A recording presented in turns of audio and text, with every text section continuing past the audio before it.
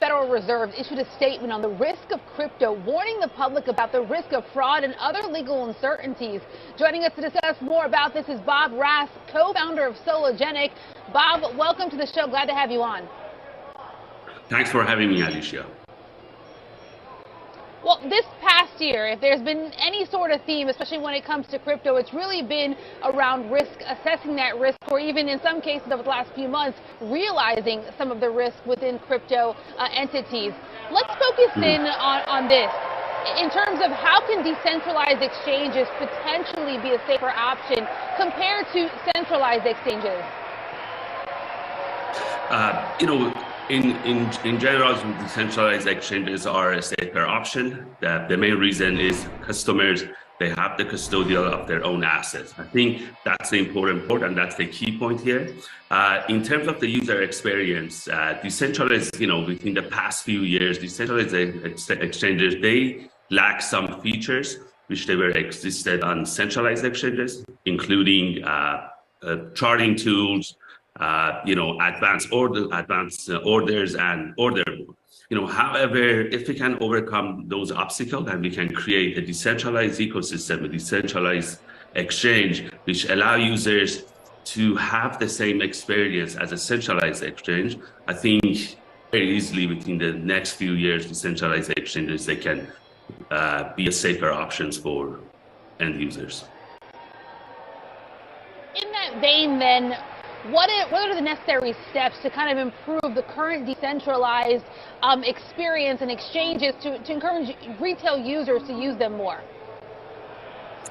One of the main, I guess, beside the user experience on the decentralized exchanges, I think one of the main reasons that we don't see a lot of users, they started to use decentralized exchanges as a alternative option is the fact that there are a lot of different blockchains, right? So if there is an cross-chain bridge and interoperability,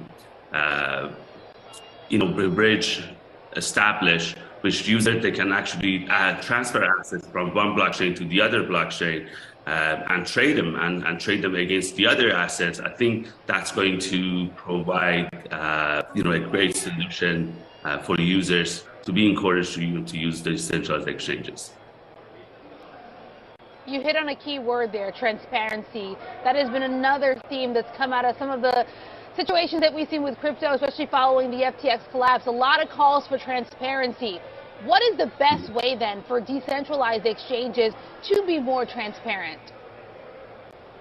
Decentralized exchanges, they're already transparent because users, they don't really have there's no third party that have the custodial of users' assets. So every user, they can easily connect their wallet and start to trade. So decentralized exchanges, they're already transparent.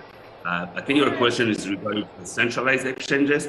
I think centralized exchanges, the only reason that I see that centralized exchanges, they can bring more transparency to the space and bring back users' confidence and trust is to provide proof of reserve as well as proof of liabilities. If we say that decentralized exchanges, or that's the conversation we're having, that decentralized exchanges are safer than centralized one, what is the biggest prohibitive factor that is stopping everyone from already being on a decentralized exchange, and how is that overcome moving forward? As I mentioned, I think the number of assets, the variety of the assets which are available on the centralized exchange are definitely more than the assets that are available on decentralized exchanges. So as I mentioned, I think user experience, that's number one. And what we have done within Sologenic ecosystem, we have built a decentralized exchange on the XRP ledger. And since we started to develop that decentralized exchange, we always had this idea in our mind that we wanted to create a decentralized exchange which offers a very similar experience as a centralized exchange to the end users. By that, I mean, we have provided charting tools, professional charting tools, order book, and advanced orders, including stop loss, limit order, and etc. And I think very soon, within the next few years, we are going to see a lot of users are going to use decentralized exchanges as a better alternative. And I think that's the main purpose of any cryptocurrency, that you don't really need a third party as an intermediate. So, Bob, if you don't mind me asking before I let you go here, what has been some of the growth that you have seen, or perhaps the growth rate as you guys have moved over into that more user-friendly model on XRP? I think it's important, as I mentioned, that the key here is to create a decentralized ecosystem for any users. I think that the basic right of any user is to make sure that the assets are safeguarded. And if you're talking about cryptocurrency, I think that the main purpose of cryptocurrency was removing any third party. And for that reason, I think that the space should go towards a more decentralized manner and a more decentralized ecosystem, where you don't really need any third party to be in the middle to execute an order. And I think we are going to see that, in the next few years, definitely. I do agree with you.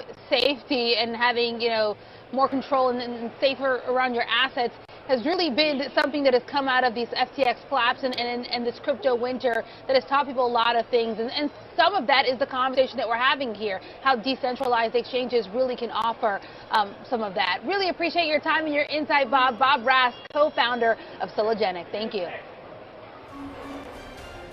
All right, coming up more FinTech TV, the Daily Download, when we return.